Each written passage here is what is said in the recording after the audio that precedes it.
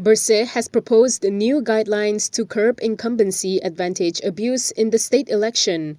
In a statement today, Bersih said they observed with some concern the role played by political leaders who are part of the federal government in the build-up to the upcoming 6 state elections. They stressed that the government has an upper hand over caretaker state governments by having access to resources to use for campaigning.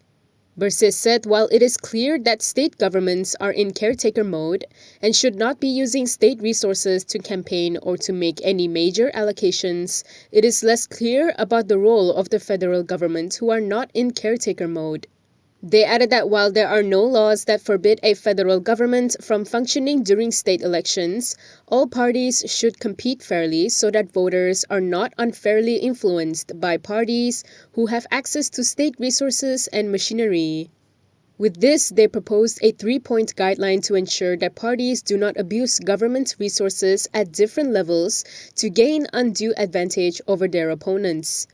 The guidelines include no conditions being attached to the fulfillment of any announcements or allocations made to voters, such as the parties or candidates winning in the upcoming election.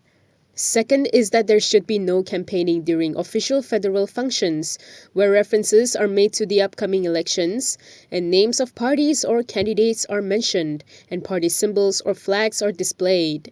The third proposal is that no candidates should be present in federal government functions unless they are also federal ministers themselves when special announcements or allocations are made. Additionally, the group said the guidelines can be applied to non-caretaker state governments during the federal elections.